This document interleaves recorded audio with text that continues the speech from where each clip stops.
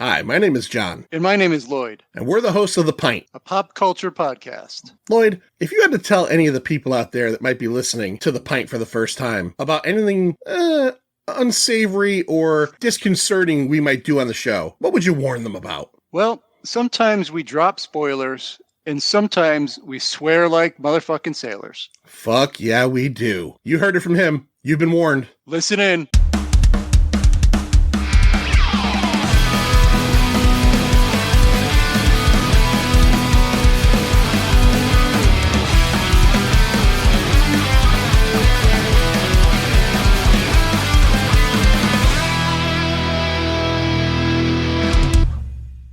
You ready then? Whether I am or not, you've been more than fair. You seem a decent fellow. I hate to kill you. You seem a decent fellow. I hate to die. 2026 Happy New Year from The Pint. My name is John. My name is Lloyd. Lloyd, what are we talking about on the first episode of The Pint here in 2026? We are talking about I would call it a cult classic. It's a classic for sure. Yeah, it's a classic. I know some people don't love it. I don't know why those people don't love it. We'll see. We are talking about 1987's The Princess Bride, directed by Rob Reiner, who's no longer with us. Yeah, unfortunate. Obviously very, very newsworthy set of events a few weeks ago. And you came up with the idea and said, let's do at least a couple of his movies. And I know you're a big fan. We did Stand By Me last year. Yep. And you're a big, big, big fan of Misery because it's a Stephen King thing as well. So we're going to do that either in All Horror October or maybe on the Pint Insider for the November horror hangover thing. But I kind of said, let's do the guy's like big one. The big one to me, I mean, yes, this is Spinal Tap is the first one, but it seems like you were kind of alluding to, everybody loves The Princess Bride, right? Mm-hmm. Yep, I would say so. I saw it way back when. I don't think I saw it in the movie theater, but I definitely saw it a long-ass time ago. We'll get to it. I don't want to give too much away. Let's just talk about the movie. And he's got I'll talk about his other ones, too. All right, let's get into it. Let's get into it. 1987's The Princess Bride here on The Pint. Let's do it. It's go time. Released on September 25th, 1987. Multi-genre movie, so fantasy, adventure, romance, comedy. Directed by Rob Reiner, actor, producer, writer, political activist. Born in 1947, died on December 14th in 2025. He's one of those guys that successfully transitioned from a television star to one of Hollywood's most versatile directors for a time period. He was born in a Jewish family in the Bronx, son of legendary comedian actor Carl Reiner and actress-singer Estelle Reiner. I guess she became a popular singer after she got married. He grew up surrounded by show business, basically. His father created the Dick Van Dyke Show, and his mother was, pretty noted performer. He was married twice. First time to Penny Marshall from 71 to 81. Adopted her daughter, actress Tracy Reiner, and then Michelle Singer, basically for the rest of his life, from 89 to 2025. They had 3 children together.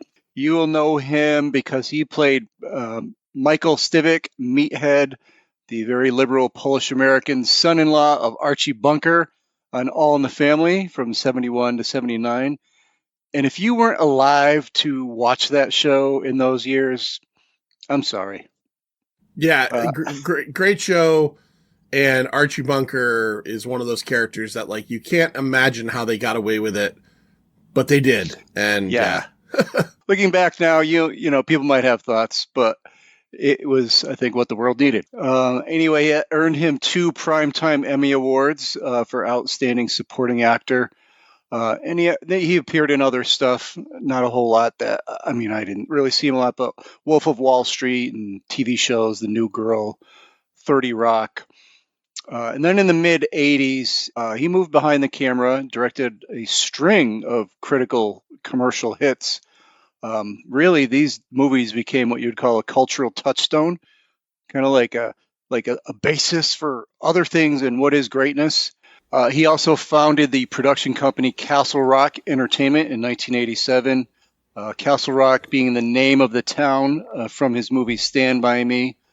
Castle Rock, Oregon. In the book by Stephen King, actually novella by Stephen King, it was called The Body, and it was Castle Rock, Maine. But that's neither here nor there. Castle Rock also did a lot of other great Stephen King movies: Misery, Shawshank Redemption, The Green Mile. I'll give you a rundown of the first maybe a decade or so of his movies.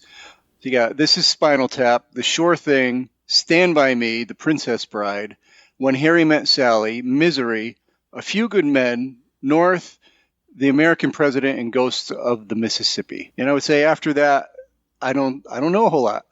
Yeah, he kind of fell off, in all honesty, from being his style of movie, kind of drama, romantic comedy. They were more popular in the 90s, like that kind of type of movie he was making. And there just weren't as many of those. Or maybe it was his subject matter or his touch, how he made a movie. But yeah, he still made movies, but they definitely were not as noteworthy. And then just, earlier this year, like 3 months ago, he had This Is Spinal Tap 2, which I haven't seen. And now I'm kind of like, I don't know if I want to see it. You saw I it? did. I saw, actually, they were both on, I guess, HBO or something out there. Yeah. And I watched them in a row. And I watched them both in a row. And I enjoyed them both. Of course, I hadn't seen Spinal Tap in many years. And I liked them both. Yeah. Yeah, the first is great. Yeah. I'll get around to watching the second one. This goes to 11. Yeah. Why don't you just make 10 louder? But this goes to 11. Nominated for 11 Academy Awards and 19 Golden Globes, and only won one of each. And that wasn't even him. That was Kathy Bates for the Best Actress. He was integral in the creation of Seinfeld as well. Castle Rock was the production company that produced Seinfeld. So, okay. Yeah, I didn't get that deep into it. Cool. He got some of that Seinfeld money. You know that's big money right there. Yeah. That's Seinfeld money. All right. Enough of him. Let's get back into the movie. So, screenplay by William Goldman, novelist, playwright, and screenwriter. He actually won 2 Academy Awards. He won both of the screenplay awards. Best Original Screenplay for Butch Cassidy and the Sundance Kid, and then Best Adapted Screenplay for All the President's Men. And he's well known for other works, including The Princess Bride, and one we did here a couple years back, Marathon Man. Oh, okay. Yeah, good movie. Yep, did that too. Also was involved in The Stepford Wives, Magic. Did you ever see Magic? No, but a couple years ago, Johnny Amato, Pint Insider Supreme, gifted me a subscription to a streaming service called Night Flight Plus, and I dug it, but I did not get to utilize it as much as I wanted to at that time. A lot of stuff going on, and I didn't have it for a while, and then they just did a thing where it's still current, I think, maybe as if you listen to this episode right now, it's $35 for a year, and they have a ton of genre, horror, music docs, all different stuff, and I was floating through it the other night, and that's on there, and I'm going to watch it because I've always heard that's a good movie. So thank you to Johnny Amato for turning me on to Night Flight Plus, and check them out. Night Flight Plus, currently, at least as of recording on January 5th, $36 for a year. Very good. Yeah, we're not candy. We're not sponsored by Night Flight Plus, yeah. All right. So, and did I mention that he wrote the novel, The Princess Bride? I don't know if you did, but yes. So before this was a movie, it was a novel, and actually, Rob Reiner was a big fan of the novel as a young man. And so what happened was other people were also big fans of this book, and Hollywood considered it unfilmable for at least a decade. Other people that were involved tried to get it made was Robert Redford, Francois Truffaut, Norman Jewison. And no one could do it. They just couldn't figure out how to do it. But that didn't let Reiner stop him. I guess he knew Norman Lear from All in the Family, obviously. And he worked with him in Spinal Tap. Norman Lear helped fund that. And so he also helped fund The Princess Bride, and thankfully so. I'll tell you a few little things just about the production of the movie. The fencing that you see there is all Cary Elwes and Mandy Patinkin.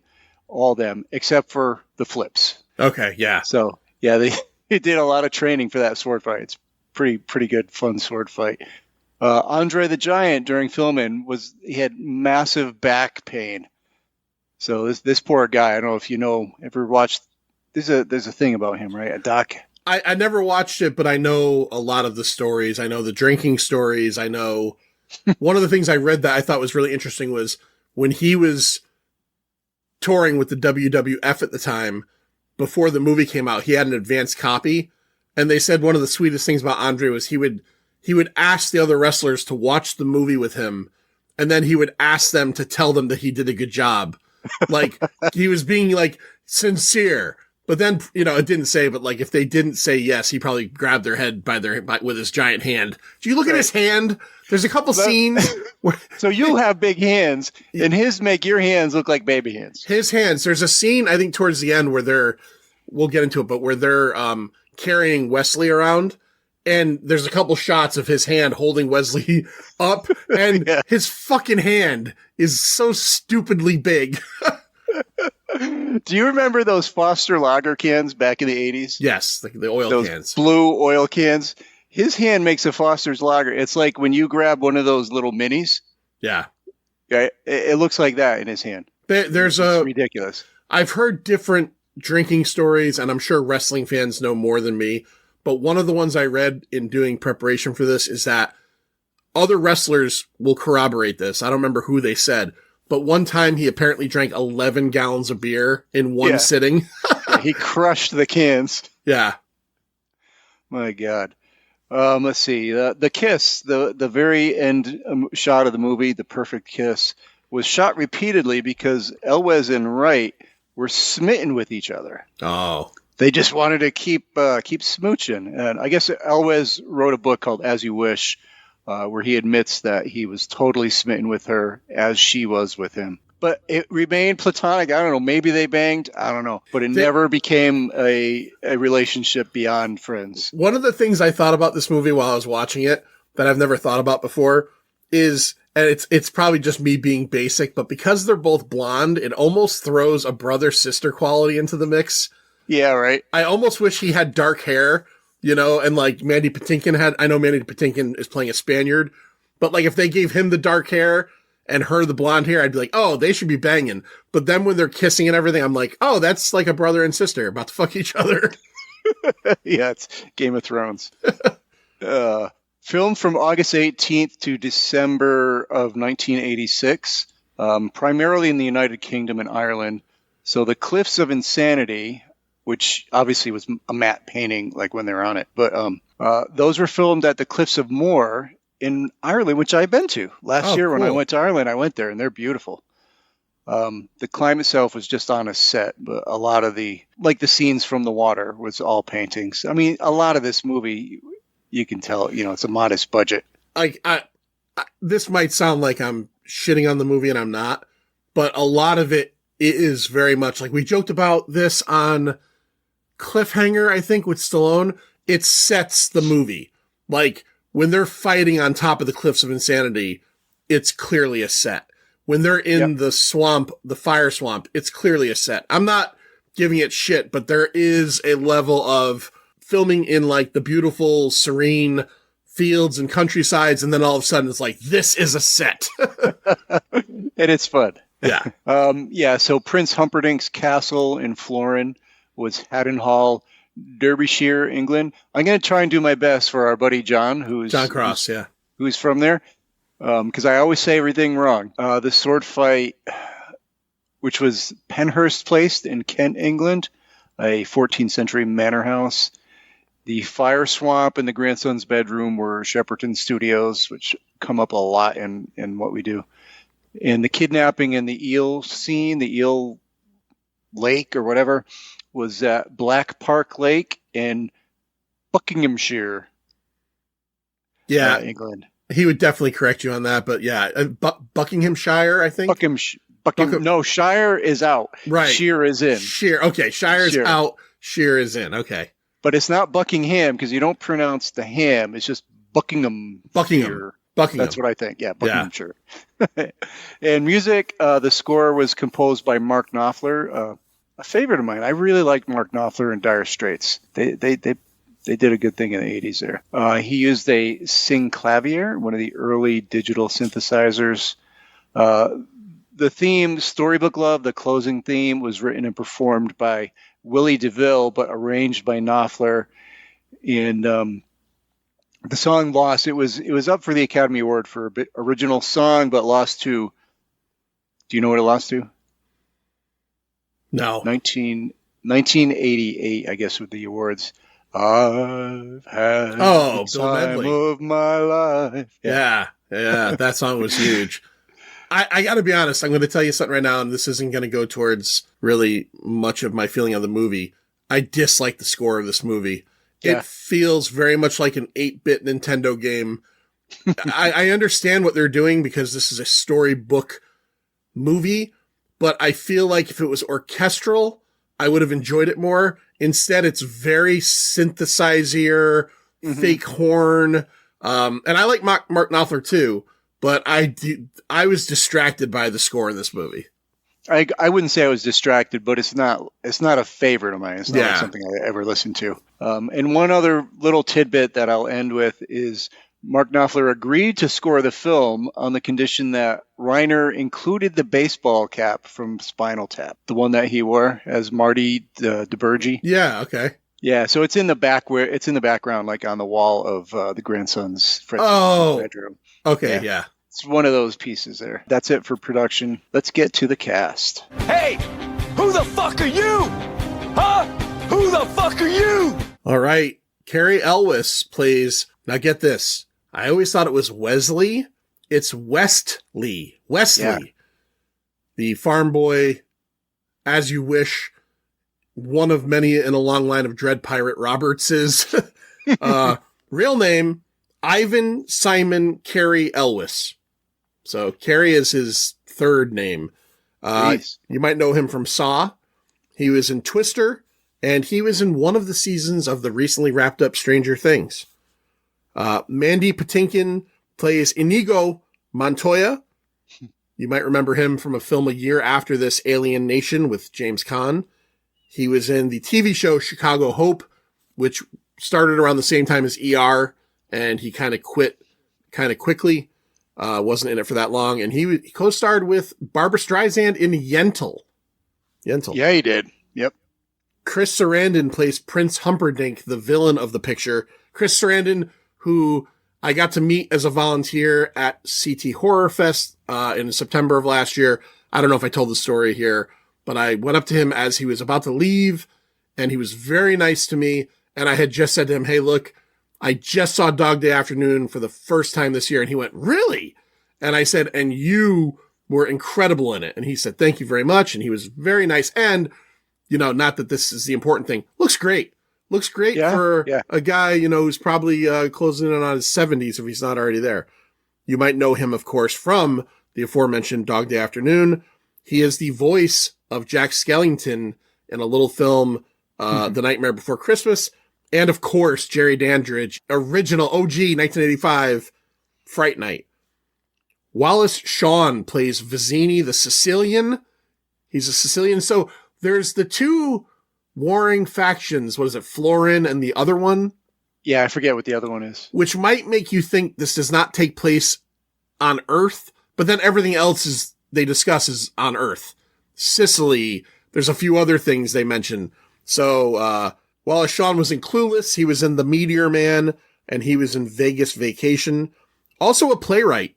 Some of the things he wrote, Aunt Dan and Lemon, and The Designated Mourner. So he is a playwright as well as an actor. Andre the Giant. Andre Rusimov, by the way, that's his real name. He plays Fezzik. I'm not going to give you any of his acting stuff because there's some in there. He was in Conan the Destroyer. 7'4" tall. 520 pounds. Damn. He was the inaugural and sole inductee into the WWF first Hall of Fame class in 1993. Hall of Fame Stampede Wrestling in 1995. Sports Illustrated did their 20 greatest WWE wrestlers of all time. He's 16th of 20. One-time WWF heavyweight champion and one-time WWF tag team champion. Robin Wright, not Robin Wright Penn at this point, just Robin Wright, which she's back to again, was Buttercup. This is her first movie introducing Robin Wright as Buttercup, is what it says. She was in Unbreakable with Bruce Willis. Forrest Gump, she's Jenny. She's got AIDS. It's the truth. She's got AIDS. And the TV show House of Cards on Netflix, which was like one of the House of Cards. I never watched it, but that was like one of the first Netflix like shows that was people loved. Like it was so good. I watched it up until the Kevin Spacey debacle, and I continued to watch it, but I sort of fell off. Actually, Robin Wright Penn at the time, maybe took over basically the lead character role. And not that I didn't like her. I mean, I loved her, but I just fell off the show. Yeah, I think a lot of people did. Peter Falk plays the grandfather. He was obviously Columbo. The film Murder by Death and the crazy SNL cast Chris Kattan film Corky Romano, which is Really? it's a guilty pleasure of mine. Yeah, Billy Crystal plays Miracle Max. You know him from Saturday Night Live. You know him from City Slickers, another Rob Reiner film, When Harry Met Sally, and he was an Oscar host 9 times. He hosted the Oscars 9 times. So that is who I'm going to talk about on the cast. Lloyd, let's get into this. We start off with a sick young boy, Fred Savage from the Wonder Years. His mom comes in, checks on him, and he's, in his bedroom and he's bored. And he doesn't seem too sick to me. No, he doesn't seem sick. He just seems like maybe he's faking it. I don't know. He's not coughing. He never coughs once. There's never talk of a fever. You don't see him vomit. That would really bring this movie down, as if he just puked everywhere. She tells him your grandfather's coming over, and he's like, oh no, grandpa's coming. He's going to pinch my cheeks. And he does. Grandpa comes, pinches his cheeks, and he kind of acts disinterested towards his grandfather. And the grandfather says, hey, look, I want to read you a story that my father read to me. I read to your father, and now I'm reading to you. The first thing I thought immediately was, where's his father? Is there a sadder story here? Is his dad dead, or is he a deadbeat? I thought of that, because why is the grandfather reading it to him? But they start reading. Maybe he's just at work. Yeah, he might just be at work. You're right. He is sick, So Peter Falk, the grandfather, starts to read the story, and immediately the kid is disinterested because it is a kissing story, right? Essentially, this seems to start off as a love story. One of the really great parts of this movie, I think, is as this story progresses, we have moments where we go back to the grandfather telling the story to the grandson, and the grandson clearly becoming more and more engaged in the story. Yeah, to the point it's a great framing device. It's a good framing device. And actually, one of my favorite parts of the framing device of this movie, and it'll skip ahead a bit, but that's okay, is when the grandson asks them if Prince Humperdinck gets killed. And the grandfather just tells him right off the bat, this isn't that kind of story. Right. He doesn't die in the end.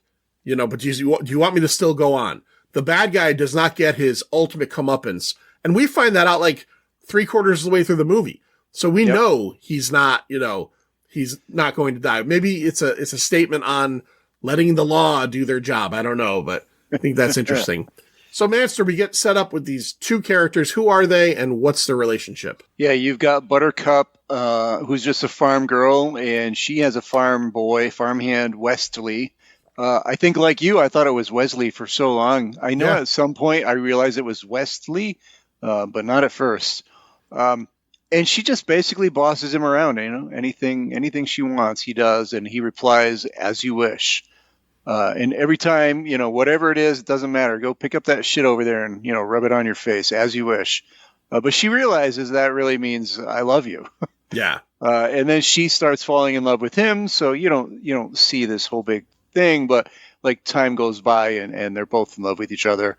And then you get the little bit of exposition. Well, he's too poor. They can never have, a marriage together. So he goes off on his own to make a fortune.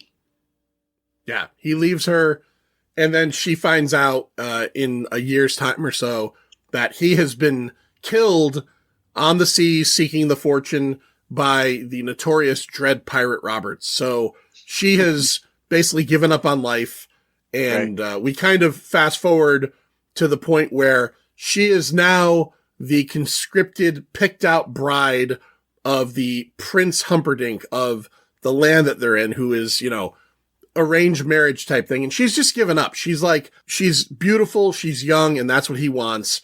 So she is going to marry this guy no matter what. Just a quick question, Manster. Maybe you felt it too. Hot, like 1987.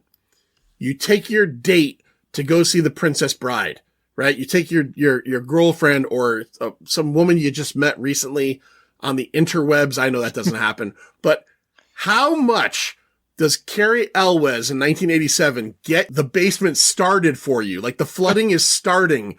Oh my God. He's got the hair over the eye. He's baling hay. He's not muscular really, but he's lithe. He's pretty.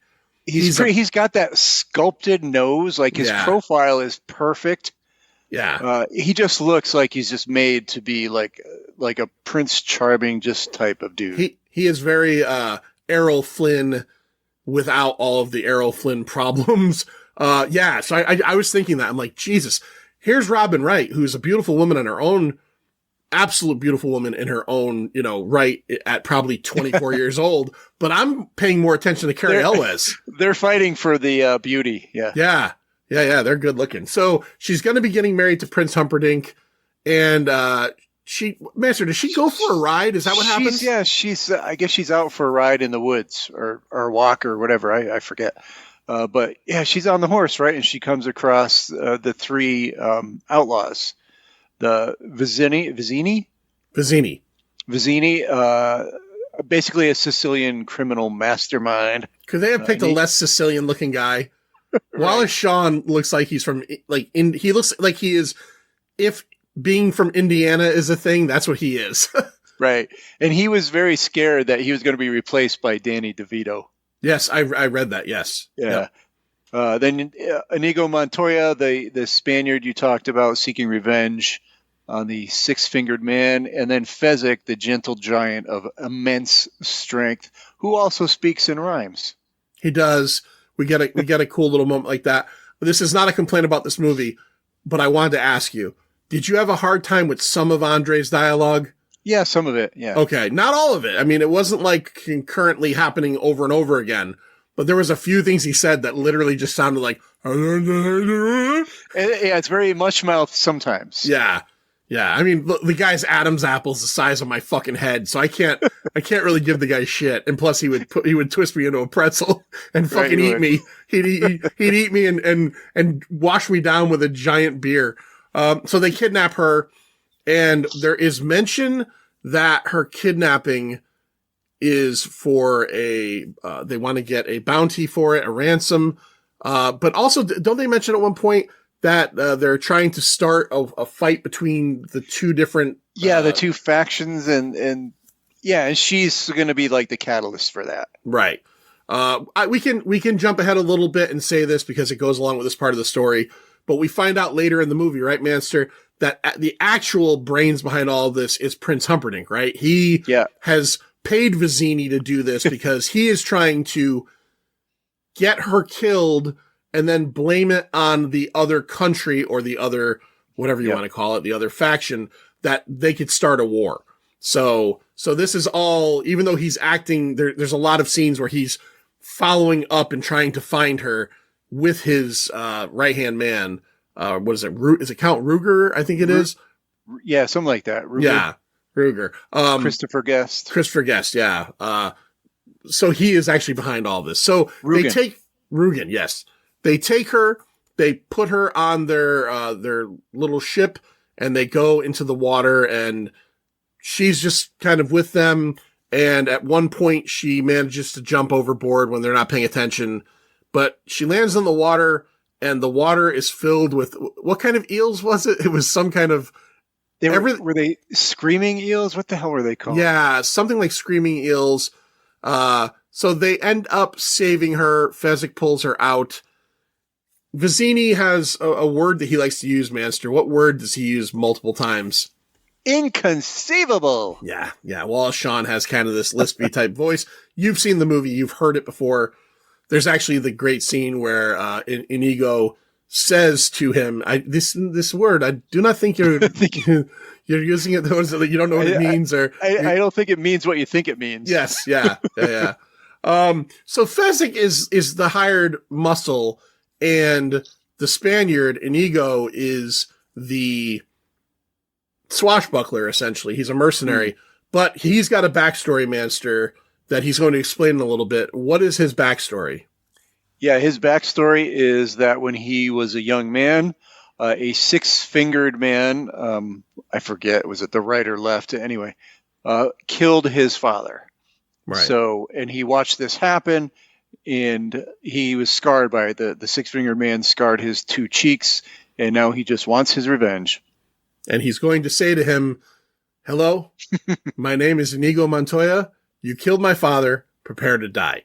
That's all he's lived for all these years. He's done nothing but train with swordsmanship, and he's going to get to use it pretty soon, because as they're floating along and trying to get to their destination of the Cliffs of Insanity, they realize they're being followed by another ship. The ship is gaining on them very fast.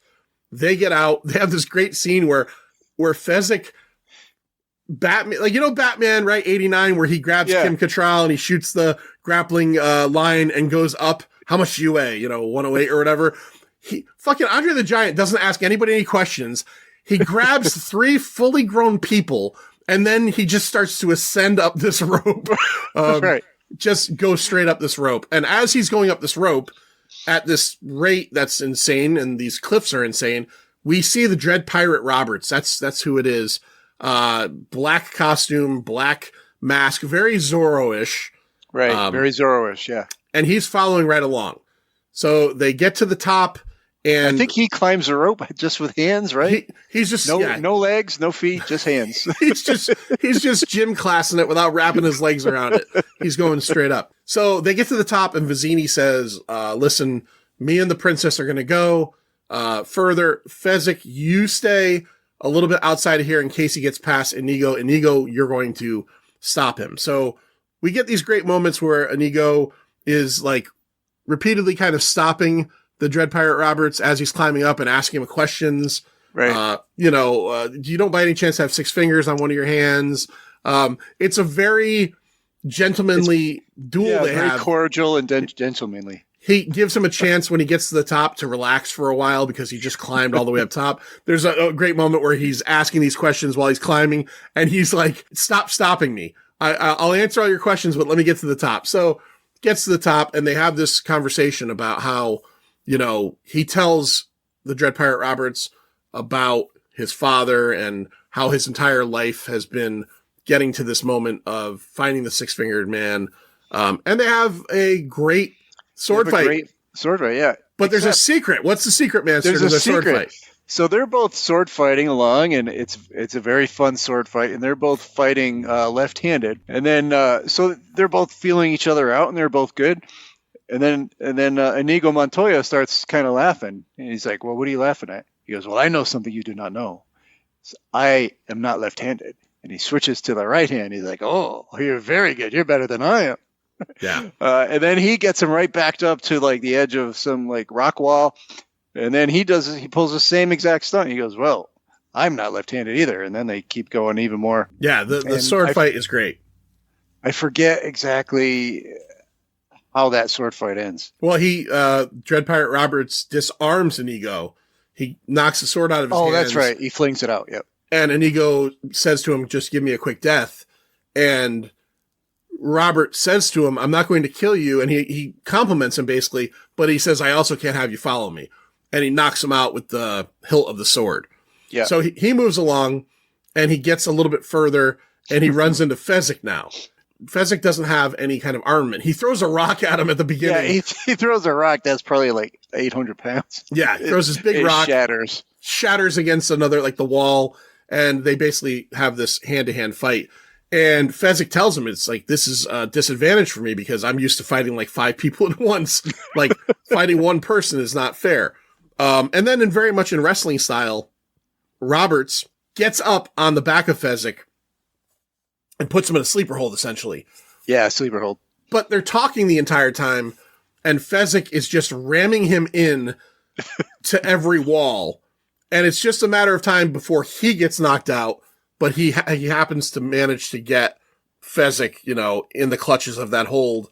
He gets through that ham hock of a neck and gets that carotid artery. Yeah, I'm not even sure you could wrap your arm around that neck, but No. And everybody, by the way, everybody on the set loved Andre the Giant. They all loved him and said he was awesome.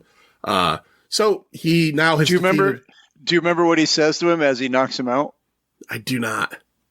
He has a great little line. So Fezzik is now unconscious, and dream of giant women. Dread Pirate Robert says, "Sleep well and dream of large women." Yes, yeah. So he moves on. Manster, he gets to Vizzini with a blindfolded Buttercup at a table. And this is where the game of wits, because obviously the first one was a sword fight, the second one was physical. Now it's down to Dread Pirate Robert's wits against this witty Sicilian man. How do they go about it? What is their game? Dread Pirate Roberts has a vial of some sort of poison, and he takes 2 cups of wine, pours the vial into one of the cups of wine, and puts them in front of them both, and says, "All right, you pick one, and whichever one you pick, I'll drink the other." Right. So you get the great scene of back and forth where he's like, "Well, if you expected me to pick that one, I know that, and they just keep going back and forth. Actually, it's not they, it's just Venezia always changes it. He goes, "Well, I can't do that." This is what you would expect me to do. And right. But you also know that if you put it in front of me, that I would think it was a trick. So he calls out, "Hey, what was that?" And Dread Pirate Roberts turns around and he switches the goblets. He drinks from the goblet and then he dies. And Buttercup is, he takes her blindfold off and she's like, "Who are you? And how did you know?" And he said, I poisoned both. I've been on the sea so long. I have worked up a tolerance to iocane powder. Iocane. So yeah, Vizzini's dead. I haven't seen this movie in about 10 years. Last time I saw this movie, me and Sir John's old buddy Vinny, who we did the first podcast with from the hip, the host, before he moved to Florida that summer, he had a night at his house, and me and Lindsay went and we watched it in his backyard on a inflatable screen. He showed this movie. So I hadn't seen it in a long time. I was shocked that I thought Vizzini was through this whole movie. Cause, inconceivable. And he's something everybody thinks about with this movie. He's dead 30 minutes in. And not just that, he really is dead. Cause I expected at the end for him to show up again or something. Yeah. Never Dead. does. Never does. He gets poisoned to death. So we have this moment for a bit where the Dread Pirate Roberts and Buttercup are going through the fields and trying to get away from the advancing Prince Humperdinck and his crew of cronies. And this is a very Clark Kent Superman moment because it's so clear. It's hot ass Cary Elwes, but with a little mustache now. But he's got a little, Errol Flynn mustache, but he's got the getup, the mask and everything. When does he reveal? Oh, it's a good reveal. It's right during this part, right? Yeah. He gets knocked. She knocks him down, right? Yeah. So they're taking a break and she's railing into him about being Dread Pirate Roberts. And she knows that, he killed Farm Boy. And he's like, "Oh yes, I do remember him." And he talked about you.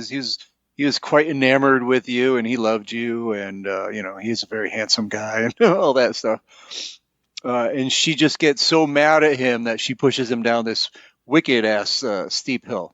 Yeah, and as he's going down, as he rolls down, he says, "As you wish," and she knows, and she throws herself right after him. Yep. And they go down this incredible hill, and they have their moment where they reunite at the bottom of the hill, and he explains to her everything. He tells her that the Dread Pirate Roberts is a real thing, but it's a handed down title. And the real Dread Pirate Roberts, the current one, did take him, but then he would threaten to kill him every day, but then he would teach him more and teach him more. And he found out that eventually he was just going to bequeath the title upon him. So he's been Dread Pirate Roberts for a while, but he doesn't want that. He's just wanted to get back to her. Now they know that the prince is following them, so they dare to go to a place that nobody goes to, the fire swamps. Called the fire swamps, Manster, why? Because it has little fire geysers everywhere. And one of the best parts of that scene is the way he just repeatedly, nonchalantly grabs her and picks her up when one of these like fire farts shoots out of the ground right underneath her. They're talking and he does it a few times where he just grabs her, he lifts her and puts her over to his other side, and then a giant fire geyser shoots up. But that's not the only thing in this swamp, Manster. What else do we have? Boy, there's I think the first thing is there's quicksand. Yes, she Like gets... like instant quicksand. Yeah. Like the second you touch it, you're like over your head, and then he dives in after her, gets a vine, dives in, pulls her out. And then there are rodents of unusual size. Which is a great moment because she says something about the rodents of unusual size, and he says, oh, those aren't real. And then one of them fucking flies at him. I felt terrible in this scene, and I think, and this is just me being a pussy, but I think these things are like dog-sized. So like it attacks him, and then he clearly does what he has to do, but he has to repeatedly stab it to kill it, and it's making all these sad screaming noises. I did not like that scene. He's burning it and everything with the fire geyser. Yeah, I would have felt better if it was like maybe bear-sized. I would have felt like, oh, that's insurmountable. Okay. But like it was like a dog, and he stabs it. There's people. They're just people in suits. Well, I didn't think they were giant rats, Lloyd. I didn't. But they're like man-sized, just like bent over. Yeah, I don't know. I was a little sad. So as this whole scene ends, they get out of the fire swamps, but they get captured by Prince Humperdinck and his men. Yep. Humperdinck tells her, because she says, if you hurt him, I won't marry you. And this is the part of the story where she just starts to like tell everybody she's going to kill herself repeatedly. There is a great moment later in the movie. I don't want to forget about it, so I'll say it now. Yeah, where Prince Humperdinck's father, who is the king, who is very senile and very sweet to her, he's walking her to her room before the big wedding. And she says, this will be the last time you see me because I'm going to kill myself if I have to marry your son. And he's like, isn't that nice, dear? It's just fucking hilarious. But she basically says to Humperdinck, if you hurt him, I'm going to kill myself and you're not going to get what you want. Don't worry, I won't touch a hair on his head. And then he tells Ruger, Pit of Despair. Pit of Despair. So, Manster, Pit of Despair, what's that all about? Yeah, so it's just it's a secret pit under a big giant oak tree or something. And there's some contraptions down there. I guess this guy Ruger has been inventing the torture devices, and this particular one is pretty nasty. It's kind of like the rack, but then it's powered by water, and it's got from 0 to 100 levels, and it just puts stuff on your nipples and on your head and different parts of your body, and it as he cranks the wheel, the water wheel, it goes up and it sucks your life out. So right. And it's not really electricity, it's just sucking the life out of you. And it's all done by a albino with herpes on his mouth, I think. Yeah. That's a weird call. He's a weird looking dude. He's like painting him with that shit. Like it's just all very like this is my day job. He's like basting him. Yeah, he's basting him. So Wesley is in trouble at the Pit of Despair. Inigo and Fezzik have been defeated, and they're kind of like listless and back at the village. Yeah, we don't really see them for a while, right? Yeah, they kind of just show up again, right? And I know what it is. Like Inigo is all of a sudden just like drunk somewhere, in a hut or something, and then Fezzik comes and like sees him there and picks him up. Right. So they kind of get involved again.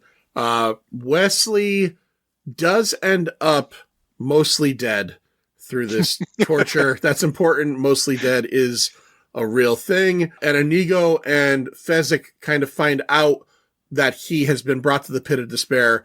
They go looking for it. And I think drunkenly, right? Inigo accidentally opens up the tree. He does something with his sword where he's being guided by voices or something. And, he ends up getting, inadvertently opening up the secret pathway. Right.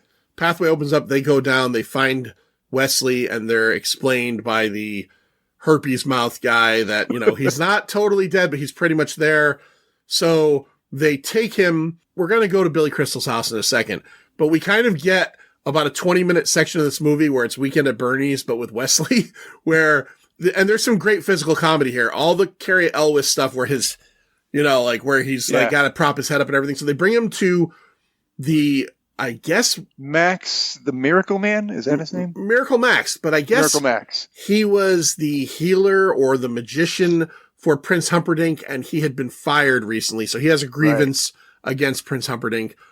This is the scene of the movie where I was talking about like the Rob Reiner kind of touch early on, and how, this is a scene that's very much 80s Jewish comedians writing a scene in a movie, because it's Billy Crystal and Carol Kane as like these healers, magical people, but let's just be honest, they're Jews. They're just like they're two old Jews, and it's fine. But we get this scene where they bring him to him, and Max tells him, like, look, at first he doesn't want to do anything for them, but then they basically say that this is going to really ruin Prince Humperdinck's day if they could get Wesley back and storm the castle. And he does it, for a very low amount. They have very little money. He makes a pill, they coat it in chocolate, and there's just a lot of banter between him and his wife, as they're doing this. And it was all for true love. That was the reason, like, she came out and said, it's for true love. Liar! When he said, liar! So I like the fact, too, that, like, one of the ways they get him back to life is they use a bellows in his mouth. Just, like, squeezing it, and, So Wesley now is kind of coming back to life, but he's fairly paralyzed in most places. They bring him. It is the day of the big wedding, and they do some trickery to get into the castle. Manster, what is the trickery that they bring upon these people? So they want to storm the castle, and I guess they figure a way to do it is just when they use the fire. Yeah, they have Andre the Giant in a cloak. Yeah. But in one scene, it just is obviously not Andre the Giant with no face. And then in the very next scene, it's Andre the Giant, and then it's no Andre, and then it's Andre again. It's pretty hilarious. I was confused by what they were trying to do there. Yeah. But everybody scatters, and they just get to that one guard that looks like Jeffrey Jones. Yeah. And he gives them up, no problem. Yeah, that's fine. You can go immediately. Ahead. Buttercup is in her room, and she's going to kill herself with a dagger. This is where Inigo meets up with Rugen, who is the six-fingered man, and we have the scene where this scene I will say is fucking great, because Rugen has, to this point of the movie, based on what we know about him. He killed Inigo's father. He stole the sword that he was supposed to pay for. And he's the prince's right-hand man. You think he's this badass character. But when he's faced with Inigo, he turns around and runs away through the castle. Yeah, immediately. Immediately. He's a coward. He runs and he runs and he runs to the point where he gets cornered in a room of the castle. And Inigo basically confronts him. And he says, oh, you're because Inigo was a kid when this happened. You're the little Spaniard whelp, whose father I killed. And Inigo, as we mentioned earlier, said that he was going to say this one thing when he finally found the six-fingered man. And as they have their sword fight, which is not very long, Inigo just repeatedly says this over and over again. Yeah. To the point where Rugen at one point is like, stop saying that. Before the sword fight, actually, it kind of looks like Rugen's going to get the best of him, because he throws a dagger in his gut. Correct. I'm sorry, I forgot that. And then he comes and he pokes both of his shoulders. Right. You're right. I forgot that. He is at a severe disadvantage. Throws a knife into his stomach, almost disables his arms, but Inigo is a bad motherfucker.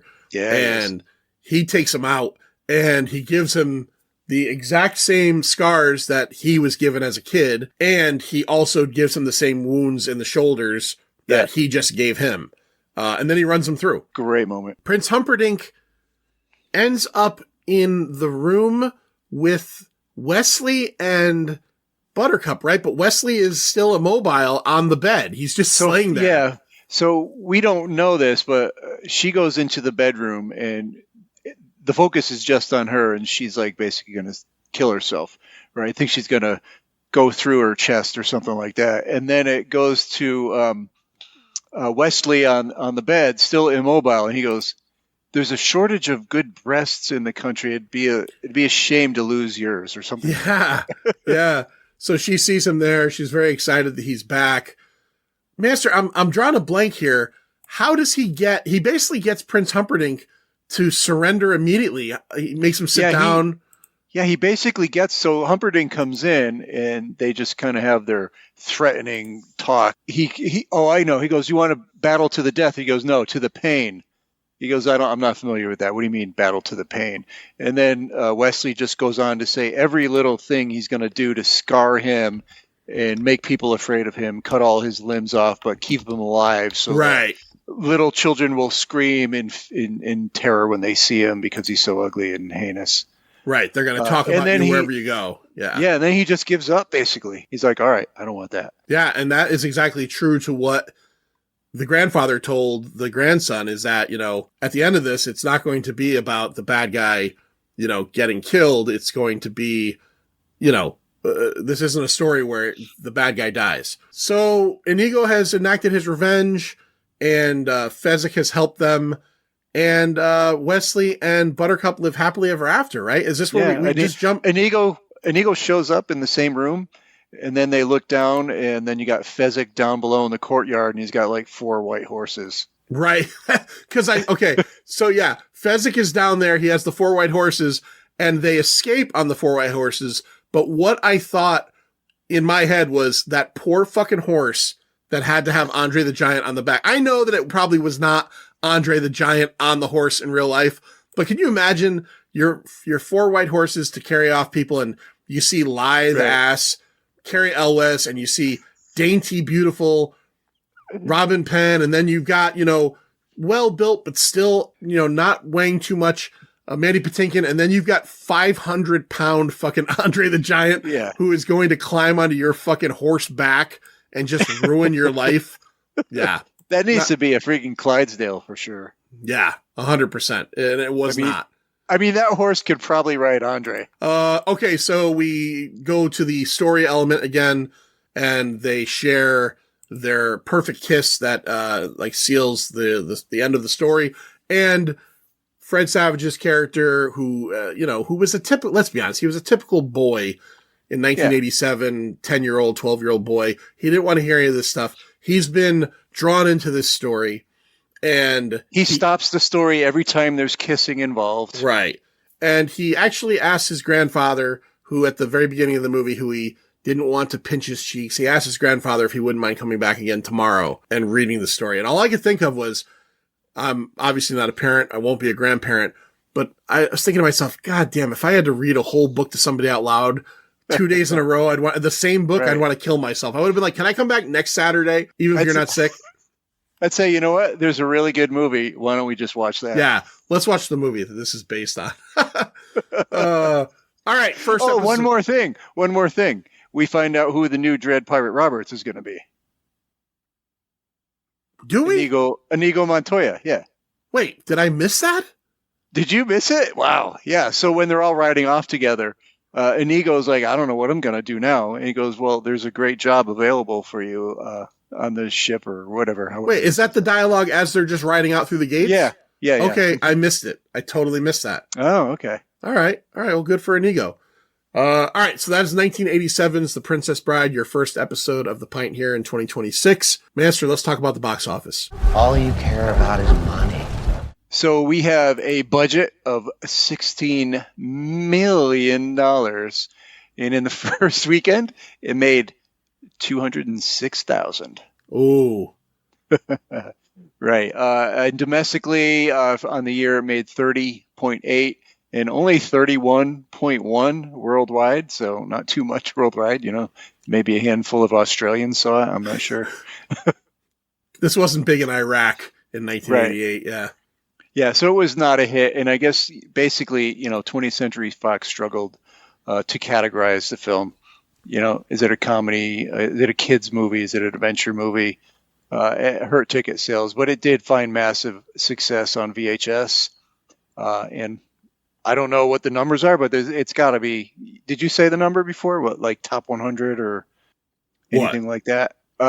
Just like classic movies that people love. Oh, I don't know. It's got to be in there. No, I mean, I don't know numbers. I don't know if there's something that IMDb top 250.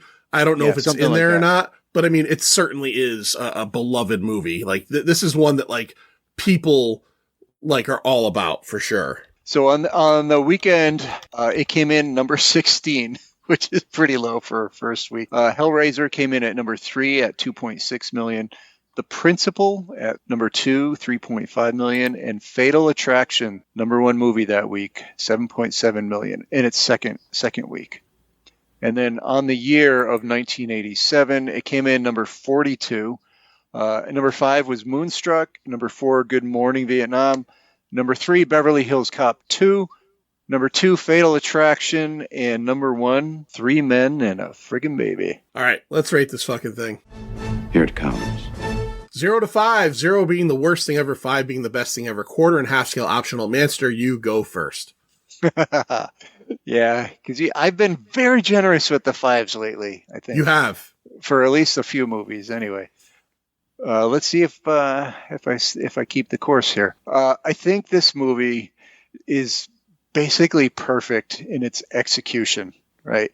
It's a sincere romance. It's a really good satire on fantasy movies, but it's a good fantasy movie in itself. It's got a great tone.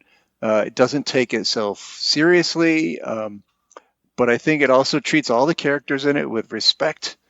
I love the father-grandson framing device and bringing you out of the movie, but sort of giving you a reason to go on at the same time. I think the boy, they never call him anything but the grandson, I think, right? He doesn't have a name. The grandfather's credited as grandfather, yeah. Yeah. So as it goes on, like the boy is sort of like the audience, like us. It's like, I don't want a kissing movie. I want something with sports and, fights and stuff like that. And so he keeps stopping him. But then at the end, he basically says, no, it's okay. You can read that part. Kind of like the audience is like, yeah, all right. I'm in for that now. It's cool. Great cast. Like you said, Cary Elwes and Robin Wright are basically physically perfect and delightful characters, but I think the supporting cast really propels it. Mandy Patinkin, he's got that classic line that I think pretty much everybody knows, even if they don't know what it's from. Oh yeah. Fezzik is awesome, Andre the Giant, and Vinizzi with his, inconceivable and all his shenanigans. They're pretty funny. And then the cameos, Billy Crystal. One more thing, we didn't even talk about the wedding. Marriage, yeah. Marriage is the reason we are here. Yeah, that guy's a fucking he's good. Yeah, it's so funny. And like we talked about before, some of the low budget visuals, they work. They work for the movie, I think. It's kind of got that artificial storybook aesthetic, and it's fun. The swordplay is fun. The dialogue is fun. I think everybody, even though it was hard to sell in the beginning, I think everybody is the right demographic for this movie. I can't think that you would watch this movie and say, man, that just sucked. I wouldn't. That's a bad movie. So, yeah, True Love, Revenge, Miracles. I'm going to give it a 5. You give everything a 5. I'm going to give it a fucking 5. I hate that I keep giving movie 5s, but I watch this movie and there's nothing that I think is wrong with it. Then give it a 5. That's right. Give it a 5. I will grade this movie with I'm going to take my heart out of my feelings for this movie. I don't dislike this movie. I don't love this movie like so many people love this movie. That's just my opinion. People are like, this is like top 10 movies of all time. Not my top 10, buddy. But I can say everything you said is pretty correct in terms of it's got a great cast. The little things that might bother me about it, where it's like, well, Wesley and Buttercup are literally like almost nothing characters, but this is a fantasy story. It's a storybook. They're supposed to be boy and girl in love who are going to end up together. And the movie does that. And Inigo Montoya is this rogue with a mission, but, you know, Mandy Patinkin just really nails it. Like, he's dangerous, but he's humorous. Andre the Giant is great in this movie. There are a couple of line readings that I don't get because he's got a bowling ball inside of his fucking throat, but that's just Andre the Giant. That's fine. The framing device is really good. It's humorous. It's got good action in it. Yeah, I did say early on that there are some really obvious sets, but I'm not going to hold that against it. I'm going to give this a 4. 2001: A Space Odyssey, which we just did last week, is a movie I really enjoy, and I actually do love that movie. And I give it a 5 because of everything around it. This is a movie that I don't necessarily love. I could watch this once every 10, 15 years and be fine not seeing it in between that. But that doesn't mean that I don't understand that it is a really well-made movie. I will say, if anything pulls down the points a little bit more, the score is terrible. Score is dated. The score is dated, and it sounds like an 8-bit video game. And I hate to say that because I like Mark Knopfler too, and I get the aesthetic he was going for, but I'd never noticed it before, but it just kind of doesn't work for me. But this is a really well-made movie. I totally understand why people have it in their feels more than I do. I did not see this in 1987. I probably saw this maybe in my teenage years for the first time, and maybe it just didn't connect with me in the way that other things would have connected with me had it been, you know, at the same time. But I give it a 4. It's a super solid movie. Don't come at me with your hate, because I know a lot of people out there, because I've said in the past, I don't get it. 4 is a good score, man. Right. And like, it's one of those questions you have when we do a show like this. We don't have like some strict rating structure. We have our 0 to 5 and quarter and half scale, but then like, what do you put into that? And some things that I know that I gave a 5 to, some of it is maybe it's a 4 movie, but then the 5 is how it makes me feel and everything like that. Right. Yep. This is the opposite. This is a really well-made movie, but I can't just give it that extra point because, you know, I just don't have that love for it. And it's also not perfect. If it was, I'm sure there's a movie out there that I could give a 5 to and be disconnected from a little bit. But I give it a 4. You give it a 5. You give everything a 5. This is the year of the 5s for Manster. Lately we're doing just so many movies that I love. So yeah. Well, we're gonna do more. And I will watch this movie anytime it's on. I've watched it a dozen times at least. I don't know. Yeah, I own it. I don't, but it's still a good movie, and I totally get the fandom for this movie. So, all right, that's it for the first episode. Next week, we're coming back with an episode that we recorded a while ago. So if you want to go to Hulu and watch Boss Level with Frank Grillo. Oh, I remember that. Coming back with that next week. And then we got a couple of newer episodes coming towards the end of the month. So, Manster, tell everybody where they could find us. All your podcatcher places like Apple and iHeart and Spotify and Google and Pocket Cast, all that stuff. And on YouTube at The Pint, a Pop Culture Podcast. On Instagram at The Pint Pop. And you can be a Patreon insider, Pint Insider at patreon.com/The Pint. Until next week, see ya. As you wish. As you wish. Inconceivable. Anybody want to bring up? It's over, Johnny. It's over. Nothing is over! Nothing! You just don't turn it off!